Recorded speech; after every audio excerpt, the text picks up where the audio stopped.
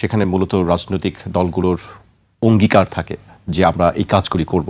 আমি সেই আলোচনায় যাবার আগে আমি প্রথমেই জানতে চাই আসলে ক্ষমতায় কি আসছে, আপনার কাছে কি মনে হচ্ছে? নির্বাচনে খুব অল্প কয়েকদিন মাত্র বাকি। কোন একটি রাজনৈতিক জোট ক্ষমতা আসবে, কিন্তু ক্ষমতা আসা উচিত ছিল আসলে জনগণের। কেন আমি কথাটা বলছি? জনগণের মতামতকে প্রতিফলিত করে ভবিষ্যতের রাজনৈতিক সরকারের যে রূপরেখা, সেই জায়গাতে আমার কাছে মনে হয় যে কিছু কিছু জায়গাতে জনগণ এখন অস্পষ্ট অবস্থানে রয়ে গিয়েছে। অনেক কিছুই আমাদের রাজনৈতিক দলগুলি ব্যাখ্যা করেন নাই। তাদের নির্বাচন পরবর্তী অবস্থান কি হবে এরকম জায়গাতে কিছু কিছু বিষয়ে তারা ধোঁয়াশাপূর্ণ অবস্থান রেখে দিয়েছেন। আমার কাছে মনে হয় যে রাজনৈতিক দলগুলি ক্ষমতায় আসবে আর কি, কোন একটি রাজনৈতিক দল বা জোট। আর ক্ষমতায় কি আসছে আপনি যদি এইভাবে চিন্তা করেন যে বিএনপির নেতৃত্বাধীন জোট অথবা জামাতের নেতৃত্বাধীন জোট, এটা আমি বলতে পারবো না এই কারণে যে প্রথমত প্রেডিকশন মডেল জরিপ বিভিন্ন জায়গায় দেখছি, জরিপ নিয়েও যদি কথা বলেন যে আসলে বিএনপির পক্ষে কথা বলেছে, কিন্তু সবসময় কি জরিপ আসলে ঠিক হয়? জরিপ জিনিস করে আমার কোনো আস্থা নাই, কারণ জরিপের চরিত্র নির্ধারণ করে জরিপের টাকা এবং কারা জরিপ করাচ্ছে তার উপরে। আরেকটি হচ্ছে যে অনেক জরিপ খুবই অদ্ভুত। যেমন ধরেন একটা টিভি চ্যানেল লিখলো যে ঢাকা 12 আসনে কে জিতবেন বলে মনে করেন, বলে সবার নাম দিয়ে দিল। আমি একটা এমনি বলছি, এটা কোনো উদাহরণ হিসেবে, ঢাকা 12 স্পেসিফিক না, ধরেন 11, 10। কিন্তু ভোটটা যখন হচ্ছে অনলাইনে, ওনারা কি করে নিশ্চিত করেন যে অনলাইনে ভোটিং এর মধ্যে ওই 11, 12, 13 ভোটাররা যার যার জায়গায় ভোট দিচ্ছেন? এটা তো হয় না। তাহলে তারা সবার জন্য ওপেন একটা প্ল্যাটফর্মে দিয়ে ঢাকা 11-তে কে জিততে পারে বলে মনে করেন।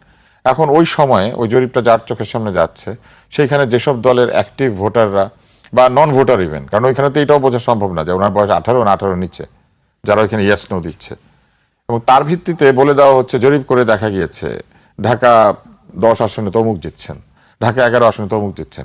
স্বয়ং গণমাধ্যম পর্যন্ত একটা জরিপের নামে যা করে ফেসবুক এবং ইউটিউবে, সেগুলি সব হচ্ছে জাস্ট তামাশা। তাহলে জরিপ আপনি বিশ্বাস করবেন কেন? কারণ দেখেন, আবার আমি ভালো করে বুঝিয়ে বলি, ফেসবুকে একটা জরিপ ছেড়ে দিয়েছেন, ইউটিউবে একটা জরিপ ছেড়ে দিয়েছেন, সেইখানে বলছেন ঢাকা 1 আসনে কে জিতবেন, কিন্তু আপনি প্রথমে নিশ্চিত করেন নাই যে যারা ভোট দিবে তারা কি 18-র উপরে না 18-র নিচে। নিশ্চিত করেন নাই তারা কি ঢাকা 1 আসনেরই ভোটার নাকি 1 আসনের ভোটার না। নিশ্চিত করেন নাই যে 1 আসনের ভোটাররা সবাই এইটা দেখতে পেয়েছেন। তারপর এটাও নিশ্চিত না যে সবাই ইন্টারনেট ব্যবহার করেন, সবাই ইউটিউব এবং ফেসবুকে গিয়ে এই জায়গাটাতে ভোট দিবেন। না দিলেন কত পার্সেন্ট সেটাও নিশ্চিত করেন নাই, কিন্তু ওইটা দিয়ে নিউজ করছেন এগিয়ে আছেন ঢাকা 1-এ জরিপের ভিত্তিতে অমুক প্রার্থী। এগুলো জাস্ট তামাশা খেলা। মানে এইটা কি প্রভাবিত করার জন্য এই কাজগুলি করা হয়? এগুলি এক ধরনের প্রাচীন পদ্ধতি ভোটারদেরকে প্রভাবিত করার জন্য। যদি শিক্ষিত ভোটার হয় তাহলে এটা দিয়ে কোনোভাবেই প্রভাবিত হয় না। আর অশিক্ষিত ভোটার যদি হয় তবে কোনো কোনো ক্ষেত্রে তারা মনে করে যে আয় হায় উনি তো জিতে যাচ্ছেন, তাহলে আমরা ওনার সাথেই থাকা উচিত। এইভাবে হয়তো কেউ কেউ প্রভাবিত হতে পারেন। তবে আমার মনে হয় যে এই পরিমাণটা আগের চাইতে অনেক কমে এসেছে, কারণ মানুষ এখন এগুলো বুঝে। জি, আরেকটি বিষয়, অনেক জরিপ তো আছে পয়সা দিয়ে করানো হয়। জি তুষার ভাই, খুব অল্প কয়েকদিন নির্বাচনের 12 তারিখ ভোটের ব্যাপারে, কিন্তু এখনো গণভোট নিয়ে একটি কথা বিভিন্নজন বলছেন। এখনো আমরা সম্প্রতি দেখেছি শাহীন মালিকের একটি বক্তব্য, আমি সেই বক্তব্যটি একটু উল্লেখ করতে চাই। পৃথিবীর ইতিহাসের সবচেয়ে হাস্যকর গণভোট হতে যাচ্ছে বলে মন্তব্য করেছেন সংবিধান বিশেষজ্ঞ ডক্টর শাহীন মালিক। নির্বাচন, রাজনীতি এবং অর্থনীতি নিয়ে খান ফাউন্ডেশনের এক আলোচনায় তিনি বলেন, 12 ফেব্রুয়ারি সংসদ নির্বাচনের কথা বলা হলেও আদতে এটা একটা স্থানীয় সরকারের নির্বাচন হচ্ছে। তিনি তার এই কথাটাকে আপনি কিভাবে দেখছেন? যে তিনি যা বলেছেন তিনি তো সেটা ব্যাখ্যা করেছেন এখানে, অতএব তার ব্যাখ্যাটা যদি আপনি একই সাথে পড়েন তাহলে মানুষ বুঝে ফেলবে। উনি যা যা বলেছেন এই কথাগুলি টকশোতে আমার মতো অনেকেই বলেছেন, গণমাধ্যমে এই প্রসঙ্গগুলি আগে এসেছে। উনি যেহেতু একজন বাংলাদেশের শীর্ষস্থানীয় আইনজীবী, আইনের ব্যাপারে একজন বিশেষজ্ঞ, এমনকি সাংবিধানিক আইনের ব্যাপারও, উনি যা বলেছেন সেখানে ভুল থাকার কোনো সম্ভাবনা নাই। উনি যদি কোনো কিছুকে হাস্যকর বলে থাকে তাহলে ফেসবুকের হাহা রিয়াকশন ছাড়াই বলা যায় যে এটা একটা হাহা হতে যাচ্ছে, এবং এটা হাহা হবে, কেন হবে এটা কিন্তু উনি ব্যাখ্যা করেছেন। আমি শুধু কয়েকটি কথা বলি। একটি হচ্ছে press institute of Bangladesh, PIB, তারা একটা নির্বাচনী নির্দেশিকা তৈরি করেছে গণমাধ্যম কর্মীদের জন্য। সেখানে পরিষ্কার ভাষায় লিখেছে যে গণমাধ্যমে হ্যাঁ ভোট দিলে নতুন সংবিধান হবে। এই গণমাধ্যমে হ্যাঁ ভোট দিলে নতুন সংবিধান হবে? এই সংস্কার কি নতুন সংবিধান তৈরি করতে যাচ্ছে, নাকি এক্সিস্টিং সংবিধানের কিছু ধারাকে পরিবর্তন করে এটাকে ফ্যাসিবাদ বিরোধী একটা চরিত্র দিতে চাচ্ছে? ব্যাপারটা তাই ছিল না শুরুতে? তাই বলা হয়েছিল। তাহলে ওইখানে প্রিন্টেড অবস্থায় লেখা আছে যে নতুন সংবিধান হতে যাচ্ছে, নতুন সংবিধান হবে। নতুন সংবিধান কি করে হবে? সেই সংবিধান কি তাহলে 2026 সালের সংবিধান? এই কথাটাই তো পরিষ্কারভাবে বলে নাই। ফলে পুরো গণভোটের ব্যাপারটাই একটা ধোঁয়াশা। এইটা হ্যাঁ দিলে কি হবে আসলে?